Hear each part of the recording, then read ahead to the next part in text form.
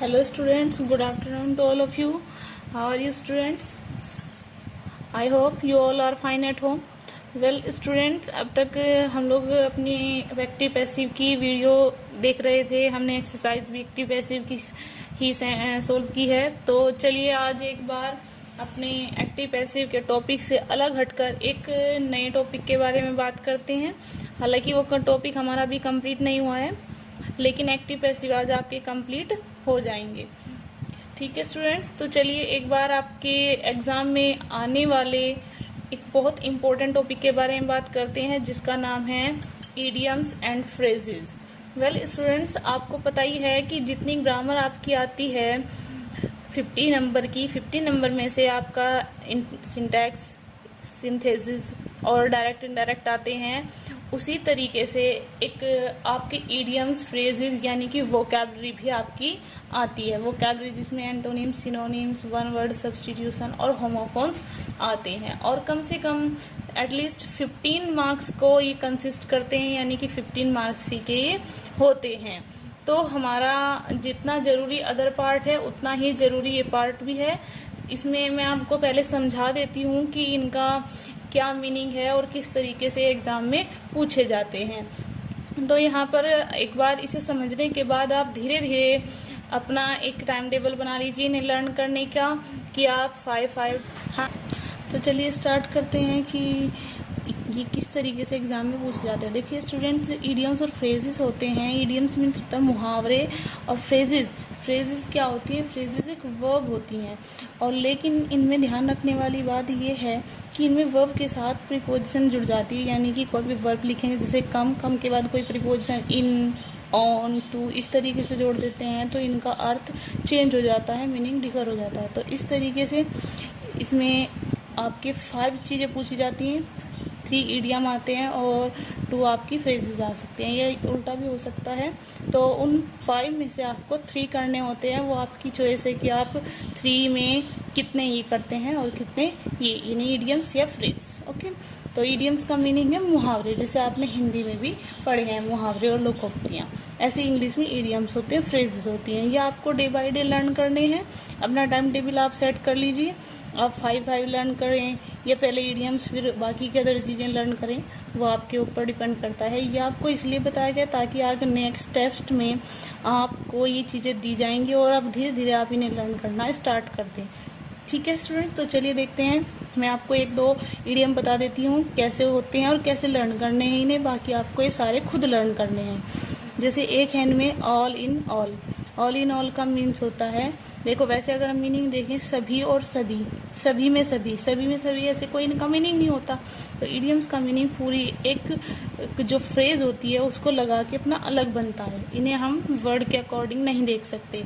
तो all in all का meaning होता है सर्वे सर्वा, जिसे हम कहते हैं होल एंड सॉल। ठीक है, सर्वे सर्वा। तो आपको इनका सेंटेंस भी लर्न करना है, क्योंकि आधे नंबर का आपका इसका मीनिंग आता है। आपको इसका मीनिंग हिंदी या इंग्लिश दोनों में से किसी में भी लिख सकते हैं आप, आपकी चॉइस है। हालांकि मैं कहूँगी कि आप दोनों में लर्न करें। और उसके बाद सेंटेंस में यूज़ करना होता है आपको इसको। ठीक है, इसे यूज़ नहीं करना होता, इसे यूज़ करना होता है इडियम को। तो इसका सेंटेंस में यूज़ किया, my father is all in our family. मेरा जो पिता है वे हमारे परिवार में सर्वे सर्वा हैं। ठीक है स्टूडेंट्स, उससे अगला देख लेते हैं हम। अगला है हमारा अ blessing in discuss. A blessing in discuss यानी कि एक आशीर्वाद के रूप में। तो इसका जो आपका सेंटेंस होगा वो है, when our car caught 5 fire we were not in at it was a blessing in disguise. ठीक है, वैसे आपको जरूरी नहीं है कि आप इन्हीं सेंटेंस को लिख के आप अपनी ओर से भी कोई सेंटेंस बना सकते हैं। बस आपको ध्यान रखना है कि आपको इनका अर्थ याद रखना है। अर्थ याद होगा तो आप इन्हें सेंटेंस में अपने अकॉर्डिंग भी यूज कर सकते हैं। तो ये तो इडियम्स होते हैं स्टूडेंट्स, इन्हें आप धीरे धीरे लर्न करें।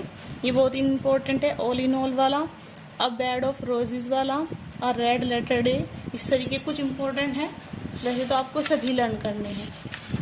चलिए फ्रेजेस देख लेते हैं। फ्रेजेस क्या होती हैं ये भी याद करनी है। सेक्शन ए है, ये सेक्शन बी है। ठीक है, ये भी आपके इडियम्स ही हैं। चलिए देखते हैं फ्रेजेस क्या होती हैं।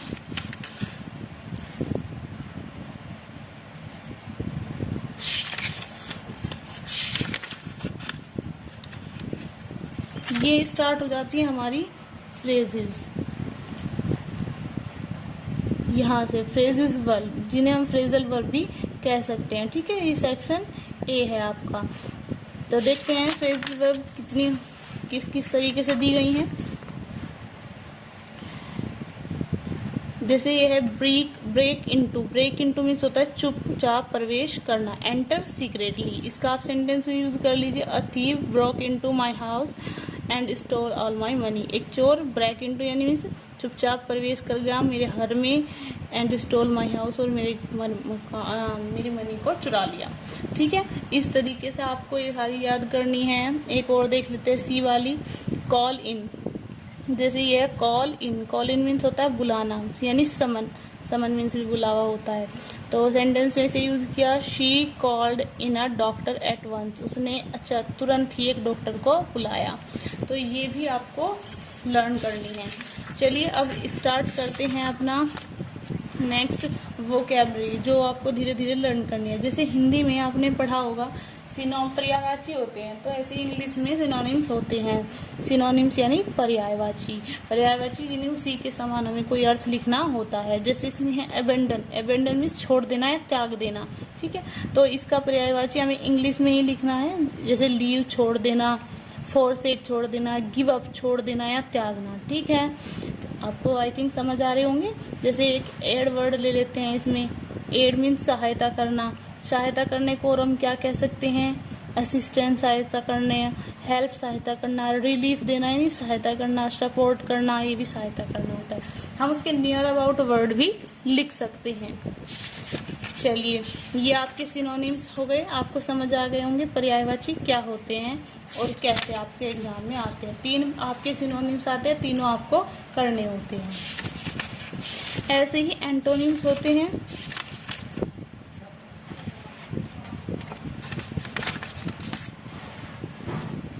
ये एंटोनिम्स यानी कि विलोम शब्द। जैसे अबो मीन्स होता है ऊपर, तो इसका अपोजिट क्या होगा, बिलो मीन्स नीचे। और देख लीजिए बहुत है इसमें, काफी वोकैबलरी है आपकी। एबिलिटी योग्यता होती है, तो इसका अपोजिट क्या हो जाता है, उल्टा इनएबिलिटी। ठीक है, तो इस तरीके से एडवांस का अपोजिट क्या हो जाता है, एडवांस मीन्स आगे बढ़ना और रिट्रीट मीन्स पीछे हटना। तो ये आपके एंटोनिम्स हैं यानी विलोम शब्द। ये विलोम शब्द आपको लर्न रखने हैं धीरे धीरे, ऐसे एकदम नहीं होंगे, धीरे धीरे कीजिए 5 करके। उसके बाद आपके आते हैं वन वर्ड सब्स्टिट्यूशन यानी अनेक शब्दों के लिए एक शब्द। एक वर्ड में हमें आंसर देना है। ठीक है, जैसे कि मैं आपको एक एग्जांपल बताऊं, जिसके माता पिता नहीं होते उसे क्या कहते हैं, अनाथ। जिसके माता पिता नहीं होते, मैंने आपको एक सेंटेंस बता दिया, आपको एक वर्ड में आंसर देना है। आपने कहा अनाथ, तो 1 वर्ड में हमें आंसर देना है। जैसे कि असेंबली ऑफ लिसनर, असेंबली में सभा ऑफ लिसनर, श्रोताओं की, जो श्रोताओं की सभा होती है हम उसे क्या कहते हैं, ऑडियंस में श्रोतागण। ठीक है, एक पूरी फ्रेज दी गई, आपने उसका 1 वर्ड में आंसर दिया। ये भी आपके 3 आते हैं, एंटोनिम्स भी आपके 3 आते हैं, और ये तीनों ही आपको करने होते हैं, इनमें कोई चॉइस नहीं होती। एक है आपका one who believes in fate, जो फेट में, भाग्य में विश्वास करता है उसे क्या कहते हैं, भाग्यवादी यानी फैटेलिस्ट। ठीक है, तो ऐसे बहुत सारे हैं, ये भी इम्पोर्टेंट है। One who is a great lover of books, जो किताबों का लवर होता है, किताबों को पसंद करने वाला होता है, पुस्तक प्रेमी यानी बिब्लियोफाइल। ठीक है, चलिए आगे देखते हैं होमोफोन्स।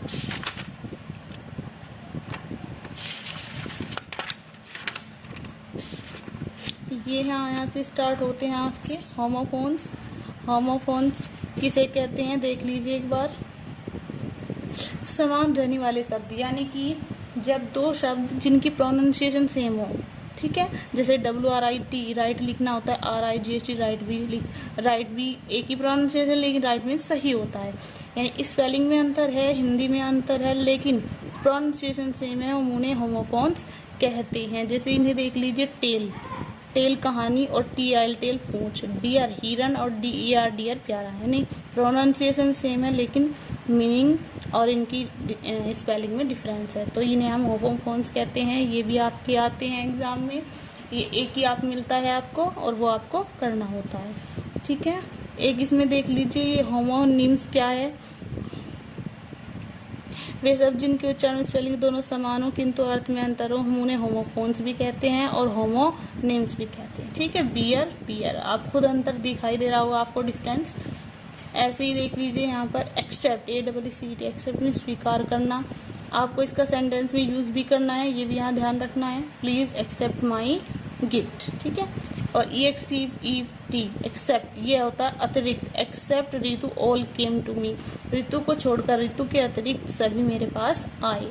तो आप समझ गए होंगे जिनमें सिर्फ प्रोनाउंसिएशन सेम है लेकिन डिफरेंस किसका है, स्पेलिंग का और अर्थ का। तो हम उन्हें होमोफोन्स या होमोनिम्स कहते हैं और ये आपको लर्न करने हैं बेटे। ये आपके एग्जाम में आते हैं और ये एकदम से कभी भी याद नहीं किए जाते। इन्हें याद करने का यही तरीका है कि आप अभी से स्टार्ट कीजिए और धीरे धीरे अपनी वोकैब बढ़ाइए, इडियम, फ्रेजेस और ये इस तरीके की वोकैबलरी। ठीक है, अभी से स्टार्ट कीजिए और नेक्स्ट जो टेस्ट होगा उसमें आपकी वोकैबलरी जरूर आएगी। कम से कम फिलहाल आप 100 कर लीजिए तो सभी तरह के। ठीक है, अभी नेक्स्ट टाइम जो भी टेस्ट होगा उससे पहले आप 100 पूरी वोकैबलरी लर्न कर लीजिए, उसके बाद आप कंप्लीटली अपनी वोकैब लर्न कर लेना। ओके स्टूडेंट्स, मैंने आपको वोकैब समझा दी है।